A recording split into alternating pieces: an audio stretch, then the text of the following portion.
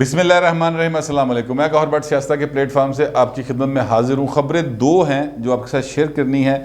एक खबर है जो TLP का लॉन्ग मार्च जारी है और उस पर जो मामला इसका चल रहा है, फेडरल गवर्नमेंट ने जो फैसले लिए हैं उन पर बात करनी है।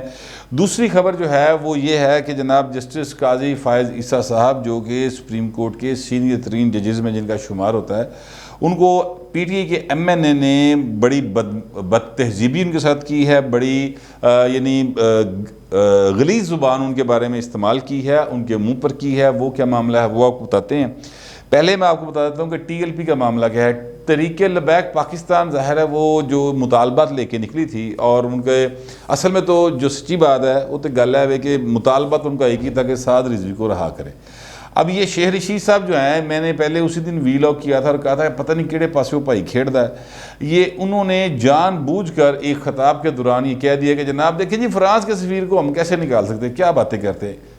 वो उनको याद आ गया कि हो असी तो फ्रांस का सफीर छुड़ाना। उन्होंने वड्डा एक यानी मुतालबा रख लिया और उस पर ज़ाहिर है कि नमूसे रसालत का उन्होंने इशू बनाया हुआ है, बड़ी देर से बन रहा है, चला हुआ वो इशू।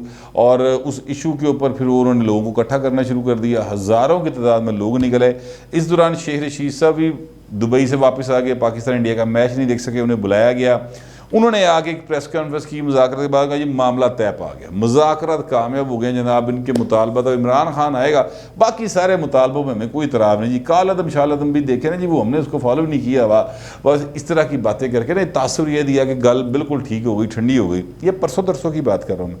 उसके बाद जनाब जब इमरान खान साहब आ गए तो कल हुई वड्डियां दी मीटिंग, बैठक हुई, और वड्डियां दी बैठक के विच फिर पता लगा कि जनाब ये तो गल ही नहीं, गल तो किसी और पासे। वहाँ पे फैसला हुआ कि नहीं जनाब, किसी सूरत ना फ्रांस का सफ़ीर निकलेगा, ना इनका जो कालदम होने वाला मामला उसको रोका जाएगा। आज फिर वफाकी कैबिनेट ने जो फैसले किए हैं वो फैसले बड़े सख्त हैं। मिसाल के तौर पर उनका पंजाब जो है वो रेंजर्स के हवाले कर दिया, जिस तरह कराची को रेंजर्स के हवाले किया गया। मुझे याद है कि तकरीबन 30 साल हो गए इस बात को, कराची रेंजर्स के हवाले हुआ था और आज तक रेंजर्स के हवाले ही है। वहाँ पर वज़ीर आला सिंध बैठता है, लेकिन वज़ीर आला सिंध जो है ना, वो वज़ीर आला है सिर्फ सिंध पुलिस का, कराची पुलिस की हद तक। सारे मामला रेंजर्स के हाथ में चले थे। इसी तरह पंजाब में भी रेंजर्स आ गई है। अब 2 महीने के लिए फ़िलहाल तो आई है। इनका आर्टिकल 147 इजाज़त देता है इस बात की कि अगर कोई सूबा चाहे तो वफाक वो अलाउ करता है कि जनाब रेंजर्स जो है वो आप चाहें तो बुला लें।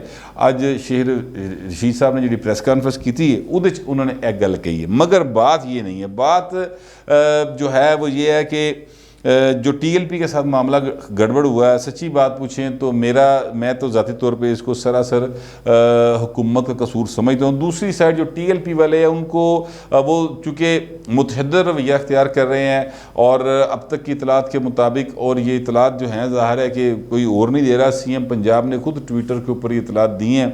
पुलिस वालों की शहादतें भी हुई हैं, ज़ख्मी भी हुए हैं, और 26 के करीब पुलिस वाले जो हैं वो शदीद ज़ख्मी हैं, उनकी वो क्रिटिकल हालत में है। अच्छा, अब फवाद चौधरी साहब जो हैं वो भी कह रहे हैं, और लोगों ने भी बात की है कि जनाब उनको असला जो है वहाँ पर पहुँचाया गया है। 26 क्लाशनकोफ बरदार, ये पता नहीं कुछ क्लाशनकोफ SMG वगैरह, ये वो जो हैं वो इस्तेमाल कर रहे हैं TLP वाले। अब इन सारी बातों के बाद वो इस्तेमाल कर रहे हैं, वो नहीं इस्तेमाल कर रहे हैं। सूरत हाल ये है कि पुलिस वाले भी ज़ख्मी हैं, शहादतें भी पुलिस वालों की हुई हैं।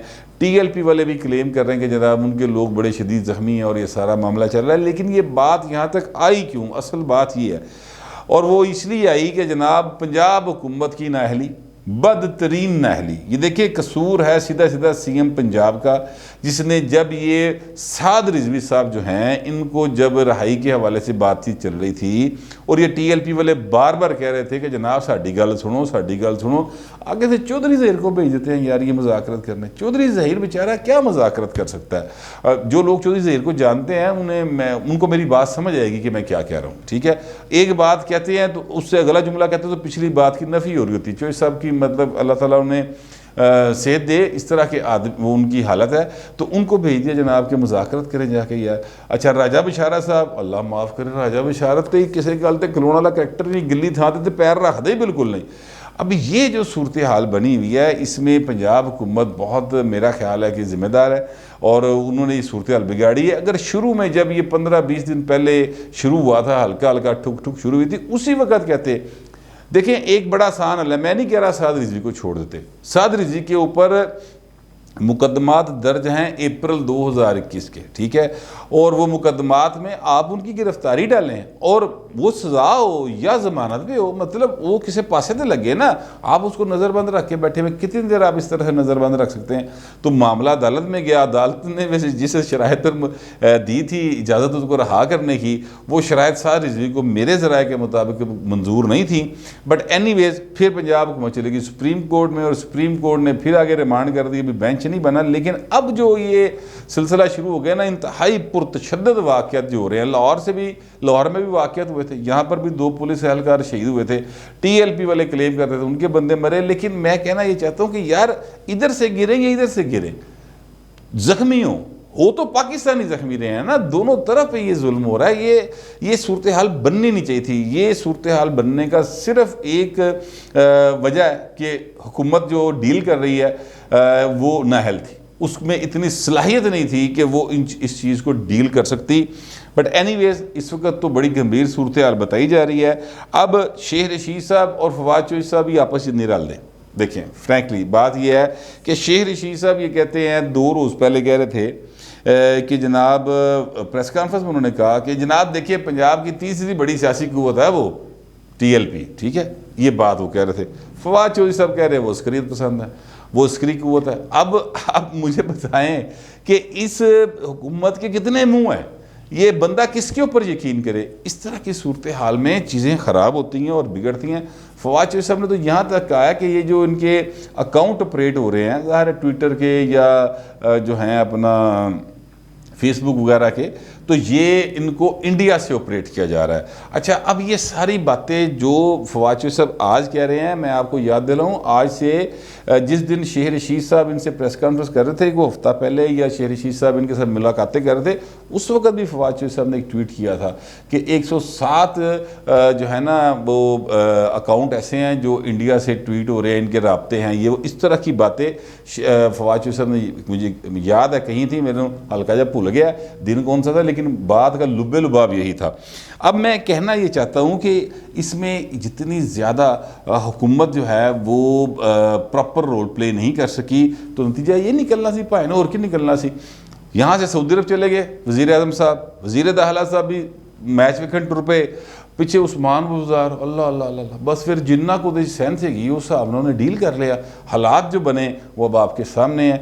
मैं सादों की और मुरीद के ये जो एरिया है जो बताया जा रहा है, बड़ा एक मेरी एक बात हुई एक्चुअली, लियाकत अंसारी साहब हैं, मैंने बात की, उनको फ़ोन किया कि आप किधर हैं, तो लियाकत अंसारी साहब ने कहा कि यार मैं इस वक्त बहुत बुरे हालात चाह, मतलब मैं जहाँ जिथे गया वहाँ उतने हालात अच्छे नहीं है, ठीक है, और वहाँ पर मतलब उनका कहने का यह था कि शेलिंग भी हो रही है और सारा कुछ इस चीज़ चल रही हैं।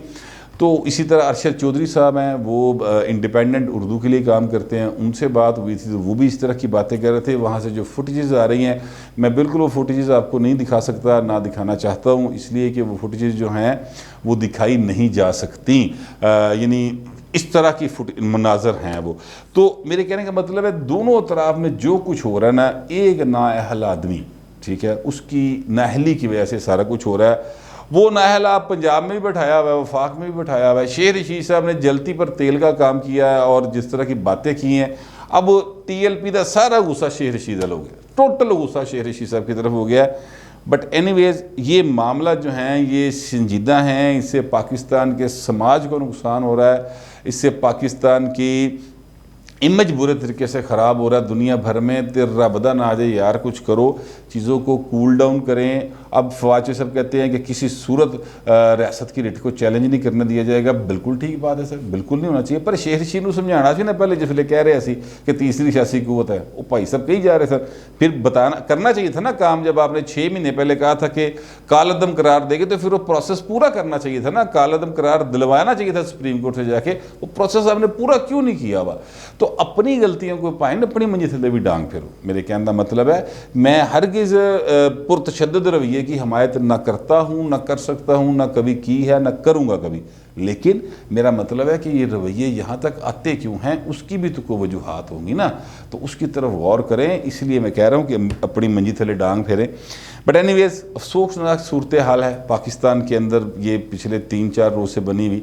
अल्लाह करे कि ये सूरत हाल जो है वो कंट्रोल हो जाए। हुकूमत ने कहा किसी सूरत नहीं बढ़न देना, उन्होंने जेलम द पुल क्रॉस नहीं कर सकेंगे, ये इस तरह की बातें चल रही हैं और पता नहीं अब क्या होगा। मैं बड़ा मतलब सच्ची बात है बतौर पाकिस्तानी और मुसलमान के मैं काफ़ी ख़ुद को कर्ब की सूरत हाल में महसूस करता हूँ, क्योंकि मुझे अंदाज़ा है कि जिस तरीके से सादों की, मुरीद की और जीटी रोड पे जिस ज़िंदगी आम आदमी की डिस्टर्ब हुई होगी वो बड़ी मतलब नाकाबिले बयान होगी। एनीवेज अब आता हूँ मैं दूसरी खबर की तरफ।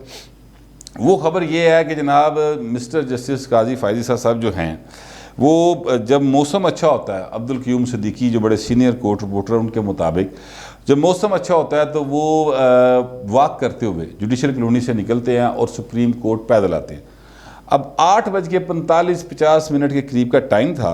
उस वक़्त काजी फायज़ा साहब जो क्रॉस कर रहे थे, सुप्रीम कोर्ट की तरफ जा रहे थे, तो जो कौमी असम्बली और पार्लियामेंट हाउस है वहाँ से क्रॉस करते हुए उन्होंने देखा कि एक जगह पर कुछ पुलिस वाले बैठे हुए हैं और वहाँ पर एक वीगो डाला है जिसका नंबर KW 375 बताया जाता है, काले रंग का वीगो डाला था। तो उन्होंने उसके ऊपर कोई मतलब बड़े रंग रूप भी वीगो डाले देते हैं। होता है ना, लोग फुल लगा लेते हैं, कोई यानी क्या कहते हैं, कलर कर लेते हैं, मुख्तलिफ शौक होता है लोगों को गाड़ी को सजाने का, तो सजावट की भी थी। तो उस पर उन्होंने वहाँ पर पुलिस वालों से कहा कि यार ये मशकूक सी गाड़ी है, लगती मुझे किसके शीशे भी काले हैं, नंबर भी ये KW पता नहीं अजीब सा नंबर है, तो ज़रा इसको ज़रा आप चेक करें, फिर आप कहेंगे कि ये हालात जा रहे हैं इसमें, फिर आप कहेंगे जनाब वो मैं पता ही नहीं चला। तो मतलब उनका कहने का मतलब ये था जस्टिस साहब के, जो बताया जाता है कि जनाब हालात अच्छे नहीं हैं और अच्छे हालात इन अ सेंस के दहशत गर्दी के वाक़यात होते हैं, तो इस तरह की चीज़ों को आप चेक करें। तो उन्होंने पूछा कि भाई तुसी कौन हो, पुलिस वाले की आदत होती है। तो उसने कहा जी मैं एक आम शहरी हूँ। जस्टिस साहब ने बिल्कुल अपना तारफ़ नहीं कराया, उन्होंने कहा जी मैं एक आम शहरी हूँ, टैक्स पेयर हूँ, तो मैं इसलिए आपको कह रहा हूँ। खैर इस दौरान कुछ वो जो थे वो चले गए, पुलिस वाले ने कबूती लिफ्ट न कराई। वो थोड़ा सा आगे गए तो वो जो डाला वाला था वो साहब, उनका नाम है जनाब मोहम्मद अकरम चीमा साहब। ये कुरंगी NA 239 कराची से ये MNA हैं तहरीक इंसाफ के। वो अपने डाले समेत आए वहाँ पर और वहाँ पर आकर उन्होंने वो जो काजी साहब वाक करते जा रहे थे उनको रोक कर उनके साथ गालम गलोच की, बताने वाले बताते हैं गालम गलोच की, और उस पर उन्होंने कहा तू कौन है, की करना है, तो ये इस तरह की बातें जो बताया जाता है उन्होंने की। खैर इस दौरान वहाँ पर पुलिस वाले कुछ खड़े थे, कुछ दूसरे सिक्योरिटी फोर्सेस के लोग थे, तो उन्होंने देखा तो पहचान लिया काजी साहब को। वो भागते हुए आए और उन्होंने कहा कि सर ठहरे। फिर उस बंदे को पकड़ा, चेक किया, थाने लेके चले गए और पुलिस वालों ने उनसे पूछा कि सर को हुक्म है इसके बारे में। तो उन्होंने कहा यार हुक्म मैं अगर अदालत में हूँ तो दूँ, आप कानून की कार्रवाई करें जो ज़ाब्ते की बनती है। और बाकी ये है कि मुझे तो नंबर प्लेट जो मशकूक लगी थी आप इसको चेक कर लें। काजी साहब ने ये कहा और वो चले गए। अच्छा, फिर वो जनाब अकरम चीमा साहब जो हैं उनको रहाई मिली है और रहाई दे दी गई है। असद कैसर साहब स्पीकर कौमी असम्बली उनकी मुदाखलत के ऊपर, लेकिन उनकी गाड़ी जो है वो नॉन कस्टम पेड निकल आई है। अच्छा, अब काजी फायज़ा साहब जो है ना, बड़े ज़ाहिर है इन्होंने बड़ी ही शराफत का किस्म का मुजाहरा किया है। जहाँ तक मुझे याद पड़ता है जो हायर जुडिशरी के जज होते हैं वो सड़क पर भी जज ही होते हैं, ठीक है, वो कितने भी दारा ला सकते हैं, लेकिन वो चूँकि कानून को काजी साहब मुझसे ज़्यादा बेहतर समझते हैं, इसलिए मैं उस पर को अपनी राय नहीं दे सकता, थोप सकता, मगर मैं अपना ख्याल जाहिर कर रहा हूँ। हमने बचपन से यही सुना है कि हाई कोर्ट और उससे ऊपर सुप्रीम कोर्ट के जजेस होते हैं वो हर जगह पे जज ही होते हैं। बट एनीवेज काजी साहब ने अपने आप को बड़ा एक हम्बल और बेहतरीन शहरी के तौर पे उस वक़्त पेश किया है और उन्होंने उस पर कुछ नहीं किया। लेकिन मेरा सवाल यहाँ पर यह है कि काजी फायज़ा साहब, पूरी जो जुडिशरी इस वक्त हायर जुडिशरी मौजूद है ना हमारी पाकिस्तान की, उसमें सबसे ज़्यादा शख्सियत जिनकी तस्वीर पिछले 2-3 साल से मुसलसल चलती चली जा रही है ना मीडिया के ऊपर, वो जस्टिस काजी फायज़ा साहब है। उनके केसेस थे, जाहिर है उनकी बेगम की जायदाद का, टैक्स का, फिर उन्होंने सुप्रीम जुडिशल काउंसिल में गए थे, वहाँ से फैसले हुए, फिर सुप्रीम कोर्ट में उनके अपने जजेस, साथी जजेस के सामने पेश होते रहे। तो वो सारा कुछ जो है, जियो हो, ARY हो, सोशल मीडिया हो, काजी फैज़ साहब की तस्वीर से हर बंदा वाकिफ़ है। मुझे ये नहीं समझ आया कि क्या मोहम्मद अकरम चीमा साहब को नहीं पता चला कि ये काजी फायजा साहब हैं और ये सुप्रीम कोर्ट के सीनियर तरीन जज हैं, और वो उनके साथ मतलब है कि जिस किस्म की ज़बान बताया जा रहा है, यानी शाहिदीन कह रहे हैं, उन्होंने इस्तेमाल की और काजी साहब बड़े कूल रहे। तो मतलब ये है कि ये क्या ज़बान इस्तेमाल की उन्होंने, और तो क्या वो अगर उन्होंने पहचाना नहीं तो फिर भी ये ज़बान इस्तेमाल करना बनता है किसी मतलब MNA का, और वो MNA हो और वो आम शहरी के ऊपर भी इस तरह की ज़बान इस्तेमाल करने का क्या राइट बनता है जनाब। और दूसरी बात यह है कि अगर पहचान लिया तो फिर तो भाई ने बिल्कुल फाड़ लेना चाहिए कि सुप्रीम कोर्ट के जज की तौहीन सड़क के ऊपर कर रहे हैं। ये एक अजीब सूरत हाल है। मगर इस पर एक बंदे ने बड़ा ज़बरदस्त तबसरा किया, उसने कहा भट्ट साहब बात यह है कि जिहो जीरू हो जो फरिश्ते, PTI पूरी आप देख लें टॉप टू बॉटम, हर बंदा जो है वो बद तहजीबी में मलका हासिल रखता है, उसको मलका, उसको कितने चाहता जिदे नाल चाहता कर लेंदा है। ये तो कोई अगर कोई प्रॉपर सियासी जमात होती जो एक प्रॉपर तरीके से आई हो, और तो फिर जाके उसके जो MP MNA होते हैं उनको थोड़ी सी कोई तमीज़, तहजीब, कोई समाजियात, को माशरत का लिहाज होता है। लेकिन यहाँ पर तो ऐसा कोई सीन ही नहीं है। तो पता नहीं अब ये बात ठीक है कि नहीं ठीक है, लेकिन मैं आपसे अर्ज़ करूँ कि PTI का कोई भी शख्स हो, नीचे से लेके ऊपर तक, पता नहीं उनमें क्या ऐसा एक जीन है कि वो किसी की भी किसी रंग की ज़रा सी मुखालफत बर्दाश्त नहीं करते। काजी फायजा साहब के साथ इस सड़क के ऊपर जो हुआ है, ये मेरा ख्याल है कि पूरी की पूरी PTI को सोचना चाहिए कि वो क्या किस तरफ लेके जा रहे हैं चीज़ों को, और असद कैसर साहब को भी कुछ ख्याल करना चाहिए था। मेरा ये ख्याल है कि उन्हें चाहिए था कि अकरम चीमे को कहते कि ज़रा इन्हों रात रखो ना अंदर, इन्हें पता लगे कि आम आदमी के साथ भी बदतमीजी कैसे करते हैं। सुप्रीम कोर्ट का जज तो बहुत बड़ी बात होती है, आम आदमी के साथ भी बदतमीजी आप कैसे कर सकते हैं। तो ये एक दो चीज़ें हैं इस वक्त जो मैंने आपके सामने पेश की हैं। बहरहाल TLP का मामला जो है वो बड़ा एक संगीन सूरत हाल इख्तियार कर चुका है, और दुआ करें कि अल्लाह ताला पाकिस्तान की खैर करे। फिल वक्त इतना ही, मिलते हैं अगले वीडियो।